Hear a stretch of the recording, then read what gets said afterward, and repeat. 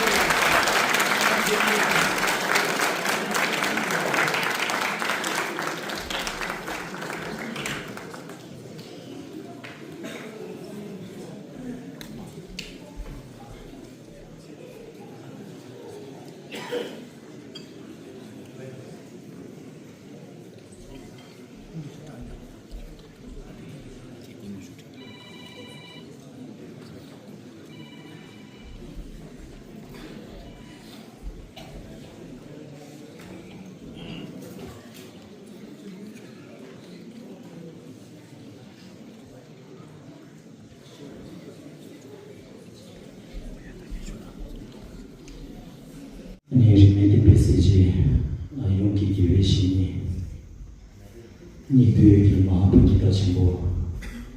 기와 겹치게 성도를 보시 초기 고발 통도를 보시라야 고순 그자 먼저 타네 니를 보시 공로 개주게 주라 베베 위 통글 이게 대상들이라 아니 인터반에 전제시되는 신뢰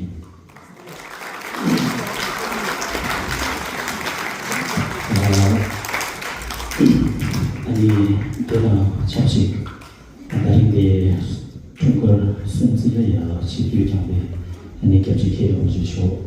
내가 나시 기회를 펼쳐 진짜 기회죠 우세가 아니 나한테 주신 지경서 회의에 아니 주의죠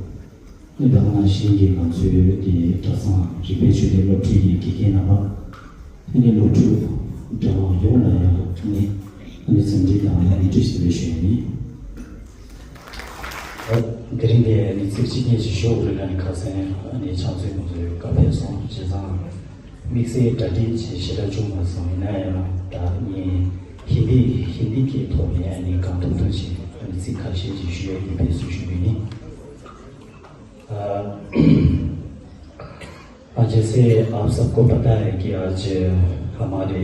परम पूजनीय महापंडित 21वीं सदी के अनुपम मनीषी या महानतम आचार्य हमारे परम पूजनीय प्रोफेसर समदो रिम्पोचे जी के प्रोफेसर समदो रिम्पोचे जी से लोसांग तेंजिन चुगी गेल्सिन जी के आज 86th जन्म दिवस मना रहे हैं तो आज के इस पावन दिवस के शुभ अवसर पर मुझे रिम्पोचे जी के जीवनी या उनके प्रेरणादायक प्रभाव का मनन के विषय में एक दो शब्द कहने के लिए कहा है लेकिन इतने महान गुरु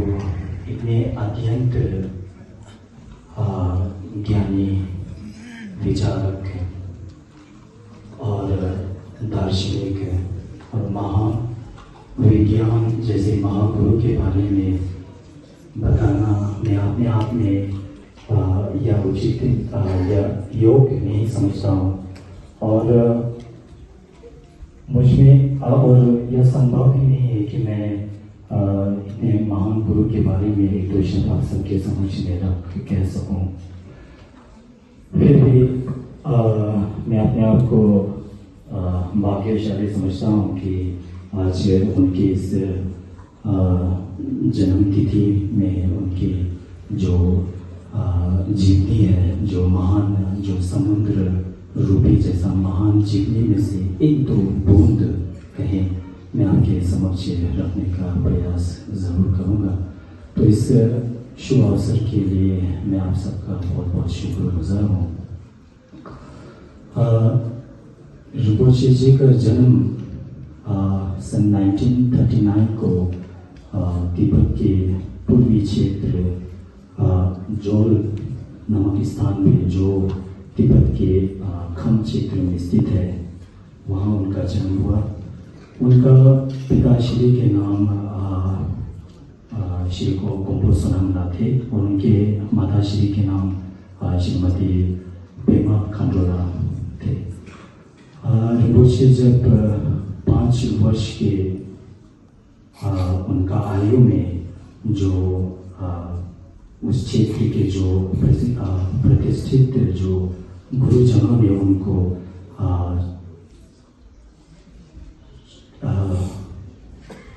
चौथे समदो रिम्पोचे जी के पुनर्जन्म के रूप में पहचाना और इसके पश्चात जो जोल जहाँ पे एक मठ है जोल क्या कहते हैं कंदेन तेचेली का एक मठ है उस मठ में रिम्पोचे जी का औपचारिक जो अभिषेक समारोह जो एनरोलमेंट सेरेमनी का संपन्न किया गया तो इसके पश्चात ऋषि जी जब अब मैं ऋषि जी का जो जीवनी है काफ़ी संक्षिप्त में मैं कहना चाहूँगा। और तो ऋषि जी के जब जब 12 आयु के थे तब उन्होंने तिब्बत के जो प्रसिद्ध ड्रिपुंग मठ विश्वविद्यालय में प्रवेश किया, जहाँ उन्होंने अपने 5 महान गुरु से जो प्रसिद्ध जो शास्त्र हैं उनका अध्ययन किया और उनके साथ अनेक भाषात्मक शिक्षाएं भी ग्रहण किया। चीन के तिब्बत पर आक्रमण के बाद ऋषि जी अपने देश तिब्बत को छोड़कर निर्वासन में जाना पड़ा और उन्होंने तिब्बत भारत में एक राजनीतिक क्या कहेंगे इन एग्जाइल राजनीति के रूप में एक शरण में वो भारत में रहने लगे। सन 1959 को जब ऋषि जी का आयु 20 वर्ष के थे तो उस वक्त बोध गया में ऋषि जी परम पूजनीय 14वें दलाई लामा जी से गेलोंग दोपा जो पूर्ण भिक्षु का दीक्षा प्राप्त किया। और सन 1960 को परम पूजनीय 14वें दलाई लामा जी ने विशेष रूप से ऋषि जी को निर्देश दिया कि जो धर्मशाला में जो स्थित तिब्बती जो प्रशासन है उसमें कार्य करें। तब से लेकर ऋषि जी वर्तमान समय तक हमारे परम पूजनीय दलाई लामा जी के मार्गदर्शन और उनके नेतृत्व में हर क्षेत्र में, जैसे शिक्षा के क्षेत्र में है या राजनीति के क्षेत्र में है या हर महत्वपूर्ण शैक्षणिक एवं प्रशासनिक दायित्व वो निभाते आ रहे हैं। ऋषि जी हर पद में बड़े पद में वो कार्यरत रह चुके हैं और इस समय वो सेवानिवृत्त भी हो चुके हैं। ऋषि जी के कार्यकाल और उनके सेवा और उनके सामाजिक सेवाओं को अगर हम कहें तो काफ़ी समय लग जाएगा, इसलिए मैं समय के अभाव के कारण मैं संक्षिप्त में एक दो शब्द कहना चाहूँगा। ऋषि जी जैसे